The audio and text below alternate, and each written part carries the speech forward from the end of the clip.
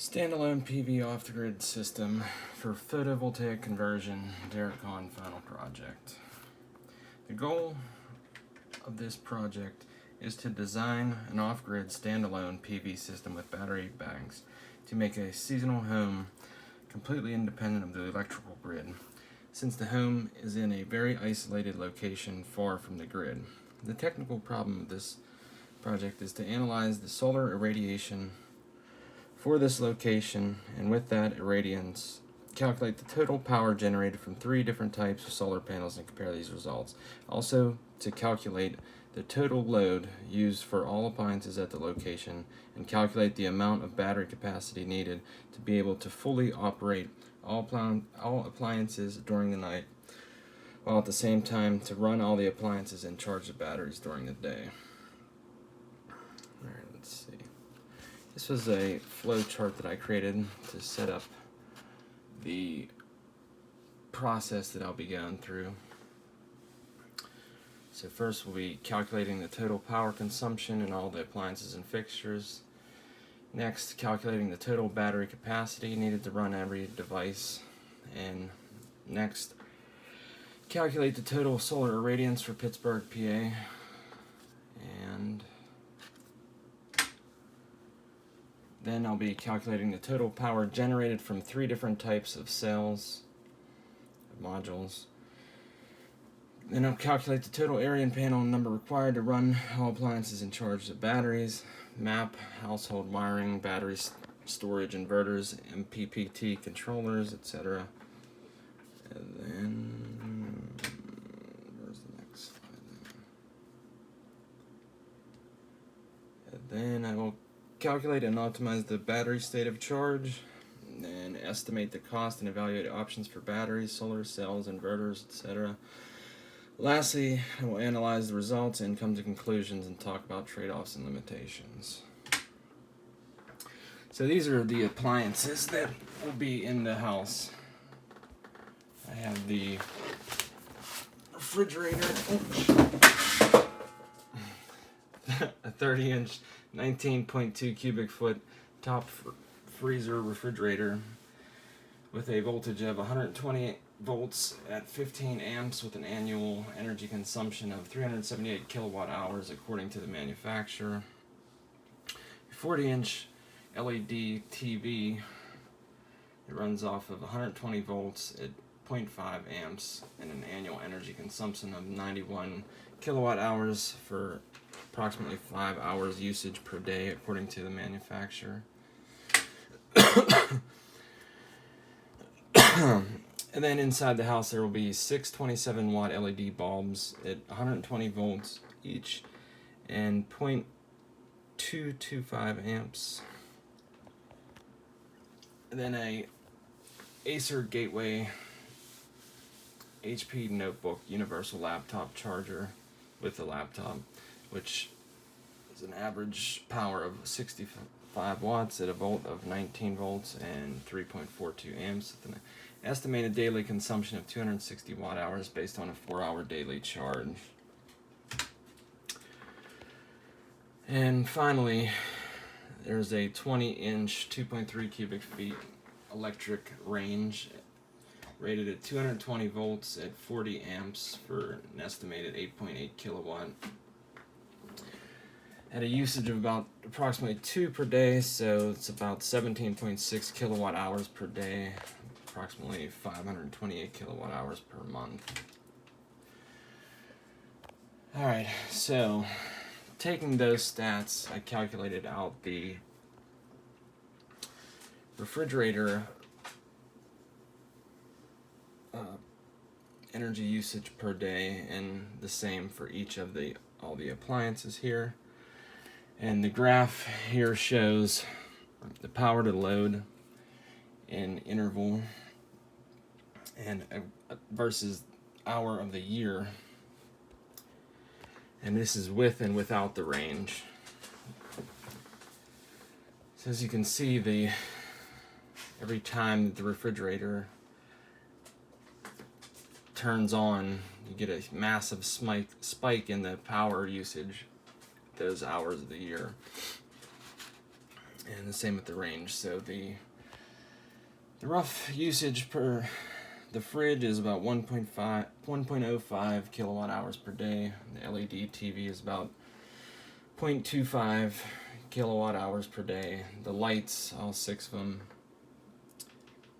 is 0.648 kilowatt hours per day. The laptop is about 0.26 kilowatt hours per day, and the electric range is about 528 kilowatt hours per month, so it's 17.6 kilowatt hours per day average. And that was based on a rough estimate, but the the graphs here were calculated using the Python code with more precise measurements for months out of the year and hours of the year. So based on the program, it came out to 665.35 kilowatt hours per year on average without the range, and 7,077.67 kilowatt hours per year with the range. So vastly more with the range.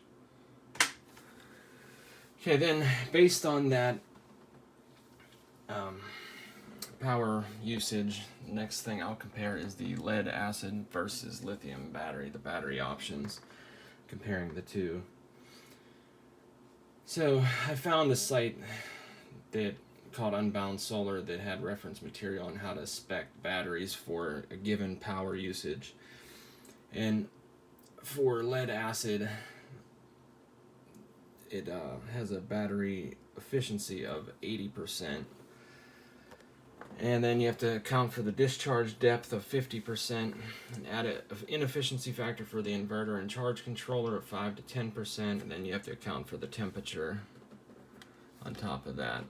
So the final equation tends to be the power or the energy load that you have times each of these inefficiency factors, which gives you the energy that you need in kilowatt hours. And you take that energy value divided by the nominal voltage of the battery to give you the capacity in amp hours. So for a 48 volt lead acid battery with 6.18 kilowatt hours, after taking into account the efficiency of the battery, you need a 128.8 amp hour battery, or if it was at 24 volts, you need 257 amp hours without the range. If I had the range connected, would need, well, I'd have 55.41 kilowatt hours using that same inefficiency formula. And then if you divide it by the voltage and multiply it by 1,000 to give it in amp hours, would need a battery at 48 volts with 1,154 amp hours, so massive amount.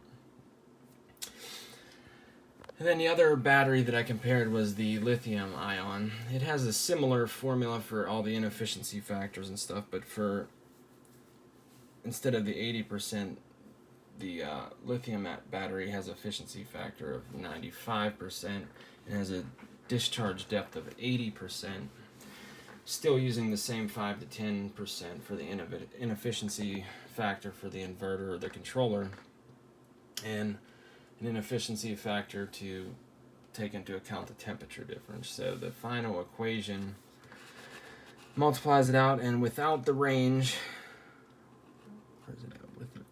So with the range, we'll need 28.67 kilowatt hour lithium ion capacity, and if we convert that using a 48 volt battery, it needs 66.67 amp hours according to this equation. Or at 24 volts, you need 133 amp hours. With the range, that energy factor, or after the efficiency factor, you would have 19.81 kilowatt hours. And if you had a 48 volts, you'd have 412.7 amp hours. Alright, so the next thing we'll calculate is the solar irradiation for Pittsburgh, PA, because that's where this seasonal home will be located, in a outdoor rural, very far outside of the city, rural area, far from the power grid. So the GMT time is -5. It's obviously Pittsburgh, PA. The altitude of 380 meters. And the energy density calculated from the Python program was 1246.41 kilowatt hours per square meter. Okay, then I'm going to compare 3 different solar panels. I just chose one manufacturer, Panasonic, and I just found their spec sheet for all 3. So for the first one, I think I did them in the other order. So SC320, the max power, or PMP, is at 320 watts, max voltage 57.3 volts, max current, IMP, which is 5.59 amps, and open circuit voltage of 69.4, short circuit current of 5.98, a system voltage of 600, max series fuse rating of 15 amps, solar module efficiency of 19.1. So we'll just go back and forth between this one, because I think I did 320 first, yeah. So the total power and current generated by 3 selected models, and this one is the Panasonic SC320 with an for one module, which has 96 cells. I forgot to put that on there. As a 96 cells, has an energy density for one module of 240.03 kilowatt hours per meter squared, and an energy density from the maximum power of or an energy from the max power at 398.85 kilowatt hours per year. So for one day, one module, you get 1.09 kilowatt hours, and for a year you get 7,953.61 amp hours per year of current. And here it shows the nameplate capacity on there, which was 320. And you can see throughout the year this really spikes pretty crazily, because the solar power in this area is not very consistent. But the same specs for 325, which have max power, PMP of 325, max voltage, VMP of 57.6, max current of 5.65 amps, open circuit voltage of 69.6 volts, short circuit current of 6.03, a system voltage of 600, max fuse rating of 15, solar module efficiency of 19.4. So just like with the SC320, the 325